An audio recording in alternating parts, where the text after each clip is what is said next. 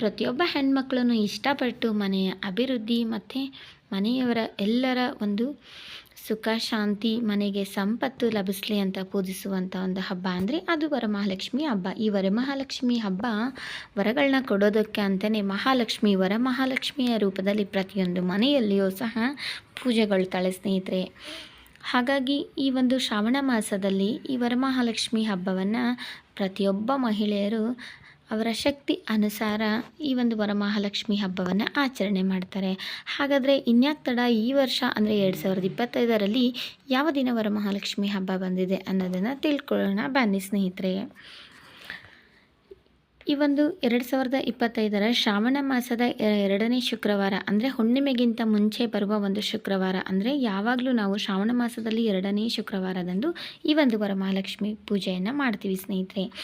ಈ ವರ್ಷ ಆಗಸ್ಟ್ 8ನೇ ತಾರೀಕು ಶುಕ್ರವಾರ ದಿವಸ ವರಮಹಾಲಕ್ಷ್ಮಿ ಹಬ್ಬ ಬಂದಿದೆ. ಹಾಗಾದರೆ ವರಮಹಾಲಕ್ಷ್ಮಿ ಹಬ್ಬವನ್ನು ನಾವು ಆಗಸ್ಟ್ 8ನೇ ತಾರೀಕು ಆಚರಣೆ ಮಾಡ್ತೀವಿ. ಯಾವ ಸಮಯದಲ್ಲಿ ನಾವೊಂದು ಈ ಒಂದು ವ್ರತವನ್ನು ಆಚರಣೆ ಮಾಡಬೇಕಂದ್ರೆ ನಿಮ್ಮೆಲ್ರಿಗೂ ಗೊತ್ತಿರೋ ಹಾಗೆ ಬೆಳಗ್ಗೆ ಬ್ರಾಹ್ಮಿ ಮುಹೂರ್ತ ಮತ್ತು ಸಾಯಂಕಾಲ ಗೋಧೂಳಿ ಸಮಯ, ಇವೆರಡು ಅತ್ಯಂತ ಶುಭ ಮುಹೂರ್ತಗಳು. ಇನ್ನು ಅಬ್ಜಿನ್ ಲಗ್ನದಲ್ಲೂ ಸಹ ಪೂಜೆಯನ್ನು ಮಾಡ್ತಾರೆ. ಆದರೆ ಈ ವರ್ಷ ಅತ್ಯಂತ ಶುಭ ಯೋಗಗಳಲ್ಲಿ ಈ ಒಂದು ವರಮಹಾಲಕ್ಷ್ಮಿ ಹಬ್ಬ ಬಂದಿದೆ ಸ್ನೇಹಿತರೆ. ಯಾಕಂದರೆ ಅವತ್ತು ಸರ್ವಾರ್ಥ ಸಿದ್ಧಿಯೋಗ ಇದೆ. ಹಾಗಾಗಿ ಪ್ರತಿಯೊಬ್ಬರೂ ಸಹ ಈ ಒಂದು ಪೂಜೆಯನ್ನು ಮಾಡಿ ಅಂತ ಹೇಳ್ತಾ, ಇನ್ನು ವರಮಹಾಲಕ್ಷ್ಮಿ ಹಬ್ಬಕ್ಕೆ ನಾವು ದೇವಿಗೆ ಉಡಿಸೋದಕ್ಕೆ ಯಾವ ಬಣ್ಣದ ಸೀರೆಯನ್ನು ತೊಗೊಂಡ್ರೆ ಶುಭ ಅಂತಂದರೆ ಮೊದಲಿಗೆ ಹಸಿರು ಸಮೃದ್ಧಿಯ ಸಂಕೇತ. ಹಾಗಾಗಿ ತುಂಬ ಜನ ಹಸಿರನ್ನು ಆಯ್ಕೆ ಮಾಡ್ತಾರೆ. ಮತ್ತು ಹಸಿರು ಬೇಡ ಅನ್ನೋರು ಕೆಂಪು ಬಣ್ಣದ ಸೀರೆ, ಹಳದಿ ಬಣ್ಣದ ಸೀರೆ, ಗುಲಾಬಿ ಬಣ್ಣದ ಸೀರೆ ಮತ್ತು ಕೆನೆ ಕಲರ್ ಅಂದರೆ ಕ್ರೀಮ್ ಕಲರ್ ಸೀರೆ ಮತ್ತು orange, pink, yellow, white, of white ಬರುತ್ತಲ್ಲ ಆ ರೀತಿ ಇಂತಹ ಸೀರೆಗಳನ್ನ ಮತ್ತು ಹಳದಿ ಕಲರ್ ಸೀರೆಗಳನ್ನ, ಆದಷ್ಟು ಜರಿ ಬಾರ್ಡ್ರ್ ಇರೋ ಸೀರೆಗಳನ್ನ ತಗೊಳ್ಳಿ ಸ್ನೇಹಿತರೆ. ಅಂದರೆ ದೇವರಿಗೆ ಉಡಿಸ್ಬೇಕಾದಾಗ ನಮಗೆ ಬಾರ್ಡ್ರ್ ಇರೋ ಸೀರೆಯೇ ಬೇಕು. ಎಲ್ರಿಗೂ ರೇಷ್ಮೆ ಸೀರೆ ತೊಗೊಳಕ್ಕಾಗಲ್ಲ ಅಂದರೆ ನಾವು ಕಾಟನ್ ಸೀರೆಯನ್ನಾದರೂ ಬಾರ್ಡ್ರ್ ಇರೋದು ತೊಗೊಂಡೇ ಉಡಿಸ್ಬೋದು. ಅವರ ಶಕ್ತಿ ಅನುಸಾರ ತೊಗೊಂಡು ಉಡಿಸ್ಬೇಕಾದ್ರೆ ದೇವರು ನಮಗೆ ಮುಖ್ಯವಾಗಿ ಕೇಳೋದು ಭಕ್ತಿ, ನಂಬಿಕೆ, ಶ್ರದ್ಧೆ.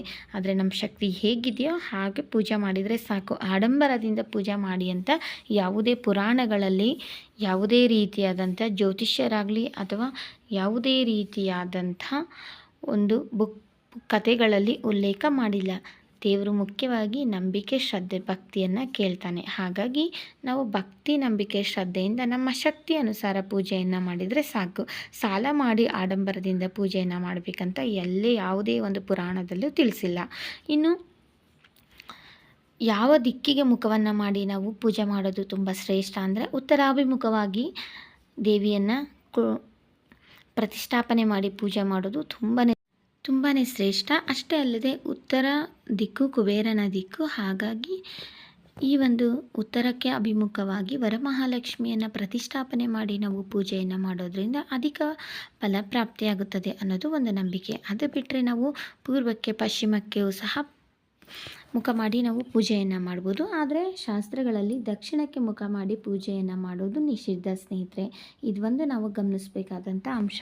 ಇನ್ನು ಈ ಒಂದು ವರಮಹಾಲಕ್ಷ್ಮಿ ಹಬ್ಬವನ್ನು ನಾವು ಆದಷ್ಟು ಬ್ರಾಹ್ಮಿ ಮುಹೂರ್ತದಲ್ಲಿ, ಇಲ್ಲ ಅಂತಂದರೆ ಗೋಧೂಳಿ ಸಮಯದಲ್ಲಿ ಈ ಒಂದು ಮಹಾಲಕ್ಷ್ಮಿ ಪೂಜೆಯನ್ನು ಮಾಡೋದು ತುಂಬಾ ಒಳ್ಳೆಯ ಒಂದು ಸಮಯ ಅಂತ ಹೇಳ್ತಾರೆ. ಅಷ್ಟೇ ಅಲ್ಲದೆ ಗೋಧೂಳಿ ಸಮಯ ಅಂದರೆ ಗೋವುಗಳು ಮನೆಗೆ ಬರುವಂಥ ಸಮಯ. ಈ ಸಮಯದಲ್ಲಿ ಲಕ್ಷ್ಮಿ ಮನೆಗೆ ಬರ್ತಾಳೆ ಅನ್ನೋದು ಒಂದು ನಂಬಿಕೆ. ಹಾಗಾಗಿ ಹೆಚ್ಚಿನ ಜನರು ಈ ಒಂದು ಗೋಧೂಳಿ ಸಮಯದಲ್ಲಿ ಮಹಾಲಕ್ಷ್ಮಿ ಪೂಜೆಯನ್ನು ಮಾಡಿ ಅಂತ ಹೇಳ್ತಾರೆ.